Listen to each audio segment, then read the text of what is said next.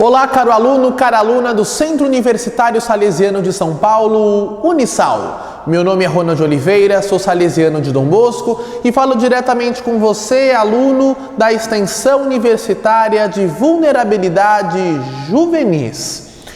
O tema de hoje que nós vamos conversar nessa 14ª aula, nesse nosso 10º encontro fraterno, é justamente a dimensão do que assola a nossa vida como ser humano.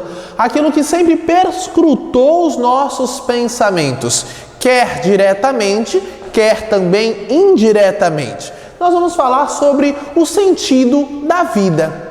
Há sentido para a vida? Essa é a pergunta que nós vamos nos fazer hoje, sem uma pretensão direta de saber responder. Porque bem sabemos que não são as perguntas, não são as respostas que movem o mundo, mas sim as perguntas. Vamos lá. Para que a gente possa adentrar diretamente nessa perspectiva do sentido da vida, primeiro, e sobre a ótica, claro, das vulnerabilidades juvenis, nós vamos diretamente falar sobre a sociedade que nós vivemos hoje. Aquilo que nós entendemos, e os estudiosos vão compreender, de sociedade contemporânea. É claro que durante todo o percurso que nós já fizemos, os nossos encontros, nós já falamos um pouco sobre essa dimensão, né? Outros professores da extensão puderam também desenvolver essa temática, mas para falarmos sobre a perspectiva do sentido da vida e para que faça sentido aonde eu quero chegar com vocês, eu preciso novamente adentrar nisso, tudo bem? Então, se você já viu isso, você vai fazer um momento review. Se você não viu, presta atenção que isso é importante. Vejam só, a contemporaneidade é a sociedade no qual nós vivemos hoje, né? E ela é marcada por várias questões culturais, sociológicas, antropológicas, né?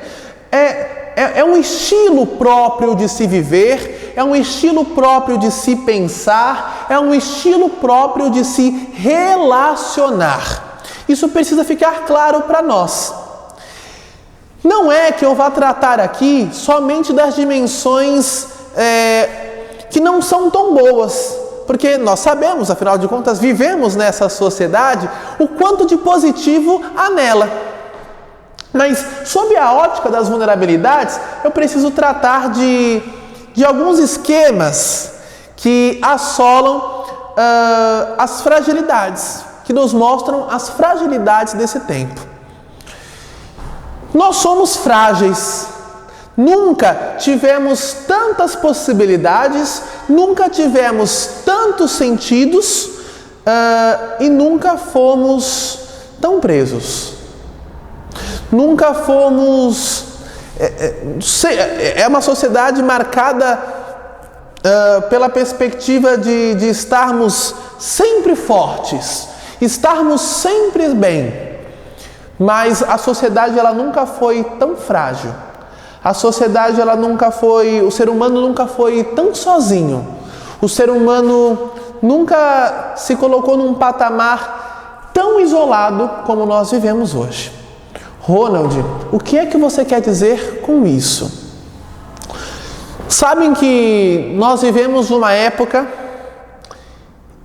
do avanço da medicina, do avanço da tecnologia, e em contrapartida, olha que interessante, é a sociedade que mais morrem jovens pelo suicídio. É a sociedade que mais se apresenta com depressão. É a sociedade mais agressiva. E olha que nós passamos tempos complexos, né? Quando a gente olha para a idade medieval, quando nós olhamos para a própria idade clássica, quando nós olhamos para a própria idade do Renascimento, tempos modernos, a nossa sociedade é uma sociedade entendida como agressiva. Quando nós entramos na perspectiva de estudarmos apenas uma relação, nós corremos o risco de olhar para uma coisa e não olhar para outra. Ronald, mas isso é normal. Sim, isso é normal. mas nunca nos aprofundamos, nunca estudamos, nunca nos colocamos num tom de especialização tanto de uma coisa e não olhamos para as outras. Perdemos a generalização, perdemos a forma de olhar o todo muitas vezes, né? Nós não sabemos mais lidar com o outro. Nós estamos cada vez mais dentro da linha da internet, cada vez mais intelectualizados e cada vez mais antissociais. Estamos cada vez mais dentro das redes sociais e presencialmente estamos nos tornando analfabetos. Ronald, sim, cada vez mais analfabetos.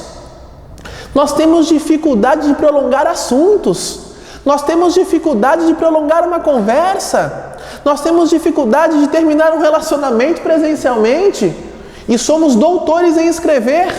Vejam as redes sociais, talvez algumas brigas que nós travamos pelas redes sociais, jamais seríamos capazes de traçar presencialmente. Sim, a nossa sociedade é uma sociedade com medo. Dentro dessa perspectiva ainda das nossas separações, das fragilidades, né? E desses entendimentos, só para poder a gente entender essa fragmentação que eu tratava anteriormente, a gente pega algumas novelas de época e a gente vê o quê? Uma pessoa está doente, chama o médico, não é? E aí vem o médico o quê? O médico clínico geral, que era o médico da cidade. Esse médico atendia de tudo um pouco. Hoje nós temos os especialistas, que são muito bons, né? Nós temos muito mais seguranças no trato, porque eles são especialistas na área. Mas um médico cardiologista, ele não vai saber diretamente trabalhar, ele tem noção, mas ele não vai ser tão assertivo como para falar de ossos como o ortopedista. Nós vamos fragmentando as áreas, vamos nos especializando em áreas e deixando outras, e deixando de abraçar outras. Vamos nos fragmentando. Assim também com as relações. Nós sofremos com isso, né? A nossa sociedade rápida, nós somos rápidos. Eu penso uma coisa aqui, eu já estou executando e estou pensando outra ali, já criando outra ali. Nós somos rápidos. E mais para frente vamos entender que somos líquidos. A sociedade contemporânea, nós estamos imersos nessa realidade. Nós estamos imersos nesta cultura do encontro intelectual e do desencontro social das relações presenciais. E isso não é questão de pandemia. A pandemia, ela vai apenas nos mostrando algumas coisas, vão nos evidenciando algumas coisas que já eram vividas antes desse mal humano, né? As fragilidades da nossa sociedade, como eu já estava falando para vocês. Nós vivemos essa perspectiva da fragilidade justamente nas dimensões, sobretudo afetivas, e é essa que eu quero tratar com vocês hoje, que vão nos dar sentidos. Porque Aristóteles vai nos dizer claramente que o ser humano é um ser humano de relações políticas. Nós precisamos do outro para sobreviver. Nós precisamos do outro para nos relacionarmos e sermos felizes. A felicidade não se consegue sozinha. Eu preciso do outro para chegar à felicidade. Porque o pensamento grego, e é o pensamento que fundamenta o pensamento ocidental, vai nos trazer, vai elucidar justamente essa perspectiva da importância da polis, da importância da sociedade para o desenvolvimento humano, da importância do convívio social, do convívio comum ali na comunidade para a vivência. Então, você vai começar a perceber o quanto nós estamos afastados dessa dimensão social. Como é mais fácil, e eu já disse isso, como é mais fácil eu falar com alguém pelo celular, pelos aplicativos de mensagens instantâneas, do que falar pessoalmente. Eu posso e estou conectado com gente do Japão, da China, mas eu não sei falar com a pessoa que está do meu lado.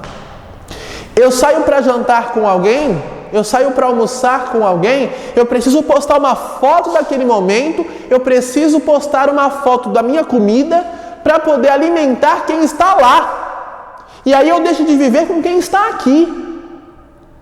Olham as fragilidades relacionais. Você está conversando com uma pessoa no encontro ao vivo, presencial, e aí o que acontece? Tem aquele momento, atualização das redes. Onde você para de conversar com o outro.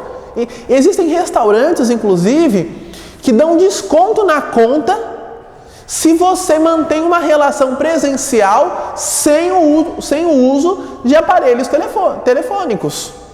Se você não mexer no celular, você tem desconto na sua conta. Justamente porque são restaurantes que vão pensando nessa viabilização, nesse retorno das conversas presenciais. E volto a dizer, não estou falando tanto de presencial por causa da pandemia, que você pode dizer, bom, estamos no isolamento social. Sim, estamos. Mas a sociedade contemporânea, ela não se inicia com a pandemia. Ela é de antes. E você, claro, aluno universitário, professor, educador, sabe bem disso. Compreende bem o que eu estou falando, porque é fruto também dessa sociedade. Nós somos a geração Y, nós somos a geração Z, nós somos a geração X. Toda essa geração ali de 1900 para cá, olha como nós fomos ficando deficientes de contatos, deficientes de relações presenciais. Eu presencialmente consigo prender a atenção. E quanto tempo dura o meu assunto? Meu irmão, minha irmã, você não... Olha eu aqui na igreja já, Aluno, aluna, você precisa começar a perceber como está a tua relação, como estão as tuas relações. Com o que é que você convive? Porque isso diz diretamente como influi no sentido da vida. Muitas pessoas entraram em depressão porque assolou a pandemia, ninguém foi preparado para isso, e aí o que aconteceu? Houve isolamento social, a pessoa às vezes morava sozinha, não podia sair de casa, e aí ele teve que estar em contato com ele mesmo. Nunca nós tivemos tantas possibilidades de confronto conosco mesmo e nunca tivemos tanto medo de nós mesmos. E aí, quando nós entramos em depressão, coloca-se em xeque justamente o quê? O sentido da nossa vida. Vamos continuar. E aí Zygmunt Bauman, um sociólogo, famosíssimo nesse mundo contemporâneo, ele vai traduzir como a sociedade contemporânea é uma sociedade das relações líquidas. Tudo passa na nossa vida, até uva passa, tudo é supérfluo, tudo é raso. Nós temos a deficiência de aprofundarmos as coisas. Eu vou numa balada, fico com 3, 4, 5, não sei nem o nome da pessoa, porque eu faço uma falsa experiência de carpe diem. Eu vivo intensamente o hoje, sem olhar na perspectiva do amanhã, porque nós não vivemos mais em fases metafísicas, Com a morte de Deus lá em Nietzsche, Deus está morto, nós vamos vivendo a experiência tanto das quedas metafísicas. O ser humano não tem mais o interesse pelo amanhã, na perspectiva do olhar transcendental, do olhar além, mas ele tem a perspectiva de olhar o hoje, porque o hoje é palpável. Então eu preciso, em algumas instâncias, e assim as novas gerações pensam muitas vezes, eu preciso extravasar o hoje porque eu vivo numa incerteza do amanhã. Eu não sei se amanhã eu estou vivo, eu preciso fazer tudo o que dá na telha hoje. Então, há-se a queda lá no Renascimento, e a gente traz isso culturalmente, da descredibilização e das quedas institucionais. Então, aquilo que me prende, aquilo que me faz me amarrar, eu estou fugindo. Aquilo que me compromete, eu estou fugindo. Então, para que namorar, para que casar se eu posso ficar? Para que viver uma experiência eclesial de comunidade se eu posso fazer tantas outras coisas? Por que eu posso... Bom, para que eu vou fazer uma faculdade e se eu não gostar... É muito isso. E eu acho que muita gente já viveu essa experiência que eu vou contar agora. De começar uma faculdade, não gostar, eu sou jovem, eu começo outra. E aí vai fazendo isso com 2, com 3, com 4 faculdades. E aí a pessoa não vai se encontrando na vida. Porque nós não sabemos, e essa é uma das fragilidades da sociedade contemporânea, nós não sabemos lidar com a perspectiva do sofrimento. O que é o sofrimento? Eu quero oásis, eu não quero deserto. E nós não sabemos mais olhar a perspectiva do sofrimento como uma perspectiva de crescimento. O sofrimento é inerente à vida humana. E nós crescemos demasiadamente na maturidade após cada processo de sofrimento. É como se fosse um diamante e uma lapidação desse diamante. O ouro é testado no fogo, já diz tantas literaturas. Isso precisa ficar claro para nós, porque isso nos abre os horizontes em relação também ao trabalho com os nossos jovens vulneráveis. Porque aí a gente vai compreendendo aonde eles colocam o sentido da vida deles. Nós entramos, a gente certamente já deve ter ouvido, vocês ouvido muitas vezes, quando nós dizemos assim, hoje nós pensamos muito mais no ter do que pensar no ser. Para eu ser alguém na vida, eu preciso ter. Eu preciso corresponder. Se eu quero fazer parte do grupo X, eu preciso corresponder com esses caracteres, com essas características, com esses pré-requisitos. Senão, eu não posso fazer parte desse grupo da minha escola, eu não posso fazer parte dessa liga acadêmica, eu não posso fazer... Olha a fragmentação. Nós falávamos antigamente das tribos juvenis, existiam as tribos dos surfistas, a tribo dos emos, a tribo da Luluzinha, das patricinhas, dos roqueiros.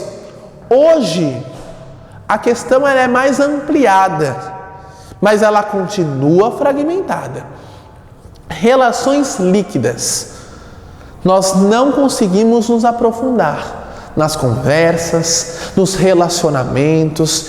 E aí os antigos vão dizer, quem não tem raiz, quando vem a chuva e o vento, leva embora. E aí, antes de falar do vazio existencial, nós vamos juntos assistir um vídeo que vai retratar as questões do campo de concentração de Auschwitz. Vamos acompanhar juntos. Что до конца дней своих мы будем рассказывать об этих ужасах. Хотя прошло столько времени, и можно и забыть, это не очень приятно всем, да? Но мы как бы и простили, мы нашли у себя силы простить немецкий народ. Ihr seid frei. Frei für immer. Die 2819 Insassen befreite die Rote Armee aus diesem Lager.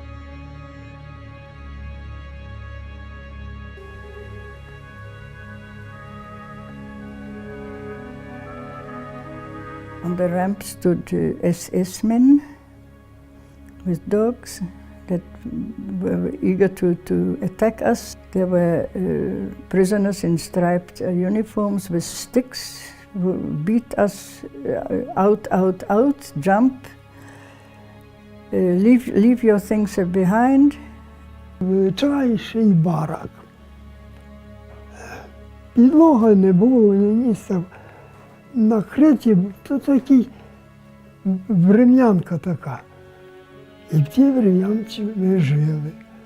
И уже, вы знаете, когда попали туда, в Освенцим, нам накололи номера, и больше у тебя ни имени, ни фамилии. Я к чему это говорю? Что мы стали безликими.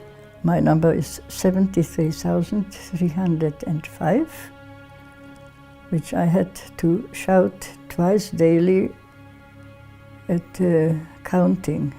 Zählappell. и этот апель длился часами. И там было очень тяжело стоять, будто дождь, будто снег.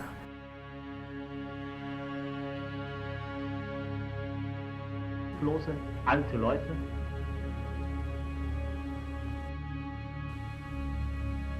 Und so fand sie die Rote Armee.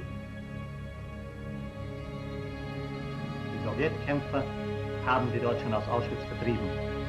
Den überlebenden Gefangenen haben sie erklärt: Жорстокий голод, страшний голод. Так давали мисочку таку маленьку зупи на цілий день і все. І ні хліба, ні нічого. Отак. My father died from hunger. People died, and the hunger was so hard, so oppressive that one couldn't think of anything else. Еще иногда, очень редко, давали по 4 маленьких картошечки, маленьких мелких картошечки. И мы тогда их ели с наслаждением, чтобы продлить удовольствие.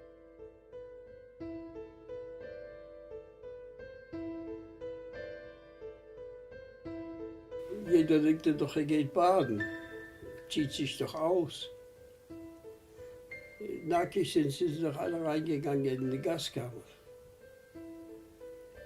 Und sind nicht mehr rausgekommen. І той дим такий день і ніч горів. Air was full of ash like snow from the smoke from the chimneys.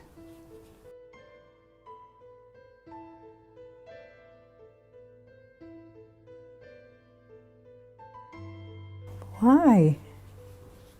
Why?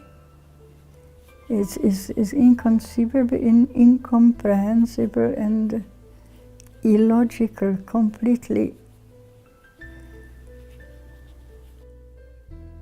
Ach ja, das waren Zeiten. Nur nicht randenken. Мы разучились смеяться, улыбаться долго после войны. Вот. Ну и душа обросла страхом.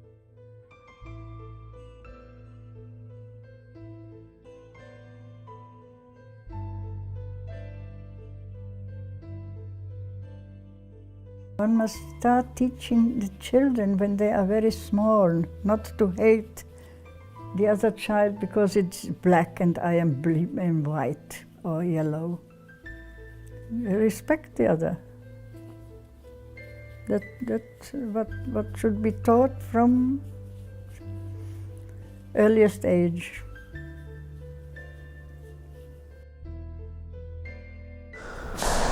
Muito bem, caro aluno, cara aluna do Centro Universitário Salesiano de São Paulo, Unisal.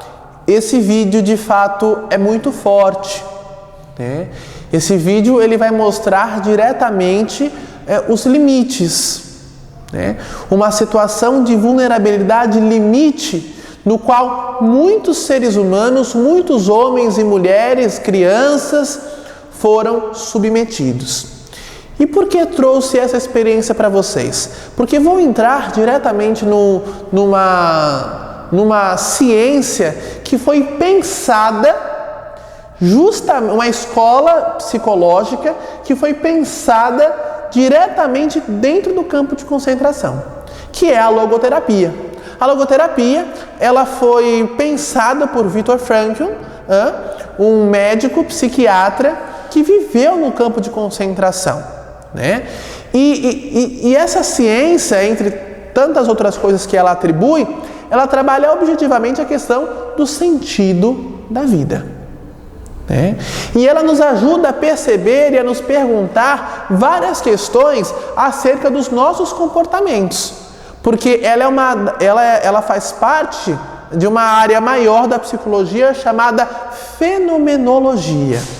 Como os fenômenos externos, eles podem se relacionar com a nossa vida interior, com os nossos aspectos internos e como é que nós respondemos a isso, né? E aí eu posso entrar diretamente com vocês na questão do vazio existencial, porque essa é uma terminologia própria de Viktor Frankl, né? O vazio existencial, ele possibilita ao ser humano algumas questões, né? E aí nós vamos entender na linguagem popular, quando nós dizemos assim, o vazio existencial é como se fosse o fim do poço para muitas pessoas. O fim da linha para muitas pessoas. É onde a gente não consegue mais achar sentido. A gente não consegue achar mais sentidos. A gente não consegue enxergar mais luzes. É tudo escuro. Perde-se o sentido da existência, né? E aí abrem-se espaços para vícios, abrem-se espaços para agressões, abrem-se espaços para depressões, porque a depressão nada mais é, e aqui, claro, né, eu não sou médico para ir a fundo dentro dessa área patológica, mas nós atingimos a depressão dentro da imagem da logoterapia quando nós chegamos no vazio existencial, né? Nós perdemos os sentidos, nós perdemos a capacidade de transcender. Ao longo da vida humana, nós vamos, e assim diz Viktor Frankl, né? Nós vamos perdendo alguns instintos próprios de sobrevivência. E aí, nós vamos perdendo diretamente algumas questões de decisão, né? Nós entramos na perspectiva da massa e aí nós vamos vivendo experiências a partir da experiência que outros vivem, né? Eu faço o que os outros fazem ou eu faço aquilo que o outro me pede para fazer. E aí quando eu vou perdendo os sentidos próprios da minha liberdade, eu vou entrando onde? No vazio existencial, né? E aí nós entramos numa questão chamada pela sociologia e pela psicologia de sequestro da subjetividade. Nós vivemos a experiência de sequestro da subjetividade, sequestro de quem nós somos, porque nós delegamos quem nós somos, nós delegamos as nossas opiniões, nós delegamos as nossas escolhas a outras pessoas. Para pensar, por exemplo, num relacionamento de namoro, né? Quando você está ficando com uma outra pessoa. Às vezes você deposita tudo de você nela. E aí você começa a pensar e a dizer, às vezes você externaliza isso, dizendo, eu não sei viver mais sem você. Ou quando o outro diz assim, veste isso e não veste aquilo. Ou faz isso e não faz aquilo. Posta isso e não posta aquilo. Quando a tua opinião, quando você começa para decidir alguma coisa, você espera a opinião do outro, já há um sequestro da subjetividade aí. Você já começa a precisar ligar o sinal vermelho. Porque quando nós vamos perdendo esses sinais vitais que nos movem, porque isso é um sinal vital da atualidade. Isso é um sinal vital da nossa liberdade. Quando nós vamos perdendo a oportunidade de escolher, nós vamos sendo violentados subjetivamente, né? Na minha pesquisa da filosofia, estudando Michel Foucault, o tema da minha pesquisa foi justamente esse: a castração da subjetividade pelas instituições correcionais. O quanto que nós preparamos os nossos adolescentes, os nossos jovens para a dependência e não para a liberdade. Por isso que eles voltam para a realidade criminal. Por isso que eles voltam, eles caem, né? Eles reincidem no sistema criminal e voltam a infracionar. Muitas vezes porque eles não são educados para a liberdade, eles são educados para a dependência. Para a dependência do Estado, que não consegue atender todas as demandas, e aí dentro dessa lógica, desse ciclo vicioso, né, se ficar tem aquele ditado, né, se correr o bicho pega, se ficar o bicho come, não é um negócio assim? Eu não tenho para onde correr, eu caio novamente. Então, o vazio existencial, o sequestro da subjetividade. Nós precisamos nos perguntar acerca disso. Porque por isso que muitas pessoas começaram a sofrer nesse tempo de pandemia. Porque elas viviam envoltas de pessoas que decidiam por elas. Quando elas se deparam sozinhas com elas mesmas, elas não sabem lidar com elas mesmas, aí elas se lascam. Aí elas caem no vazio existencial. E aí pernas para quem te quer. E aí você pergunta, e o sentido da vida? E o sentido da vida nisso tudo? O sentido da vida, segundo a lógica da logoterapia, segundo a lógica de Viktor Frankl, está justamente em saber que a última decisão, ela é sempre sua.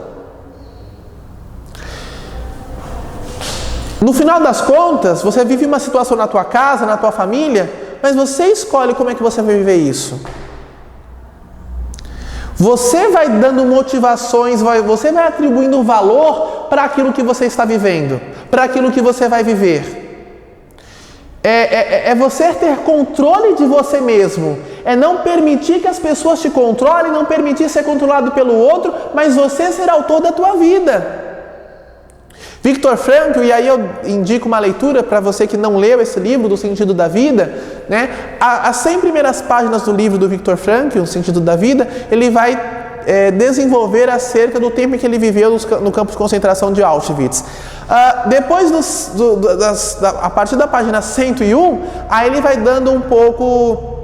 Ele vai explicando um pouco também ali das técnicas da logoterapia. Ele vai conceituando aquilo que ele chama de logoterapia. Mas ele vai dizer que quando ele chega em Auschwitz, ele chega com vários escritos.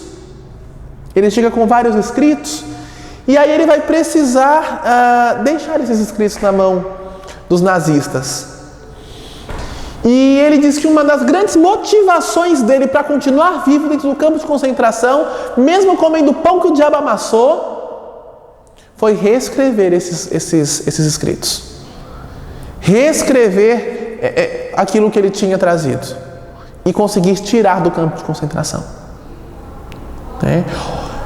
Perceba, cara aluno, cara aluna, as motivações, são as motivações que nos movem.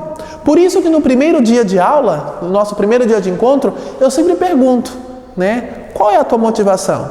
Por que você está aqui fazendo esta faculdade? Por que você está aqui fazendo esse curso de graduação? Por que você está aqui fazendo essa extensão universitária?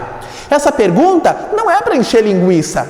Essa pergunta está aí, justamente, ela é mais para que você se responda do que para mim mesmo. É para mim porque eu preciso também saber em que terreno estou pisando, eu preciso saber o quanto de consistência eu tenho dentro da sala de aula, mas ela é também para você. Porque você precisa se responder acerca das tuas motivações, aquilo que te move. Qual é o teu horizonte de vida? Qual é a tua perspectiva de futuro? Como é que você se vê daqui 5 anos? Aonde você se vê daqui 10 anos? Sim, tudo isso acomete a dimensão do sentido da vida. Eu não sei se eu já contei em aulas passadas, mas acompanhando jovens na dimensão das medidas socioeducativas, uma vez me encontrei com um jovem, nome fictício Bruno, me encontrei com o jovem Bruno, e aí falei para ele, e aí Bruninho, preparado para a liberdade? Que eu sabia que ele ia sair 2 dias para frente, E aí ele me falou assim, ô Ronald, eu já estou livre. Tem gente que está lá fora e está preso. E tem gente que está atrás das grades e está livre. Talvez esse menino ele não saiba a profundidade do que ele disse. Mas o que ele disse é muito verdade. Essa questão da dimensão da liberdade é que nos atribui o sentido da vida. Desde que ele não permitiu, olha o poder da resiliência, psicólogos, ele não permitiu que a frieza de uma cela, os contornos de uma grade, ditasse aquilo que ele pudesse ser. Ele conseguiu transcender isso. Essa é a dimensão do sentido da vida, do poder de escolha. Quando eu consigo transcender, quando eu consigo olhar além, né?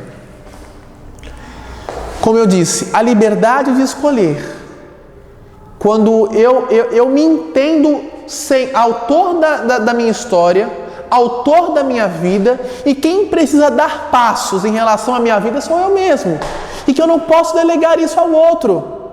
A última experiência de decisão é minha. E eu preciso criar consciência disso. E eu não posso nem alugar, nem vender e nem permitir que me sequestrem esse meu direito. Porque é isso que me dá sentido, segundo Viktor Frankl e a logoterapia.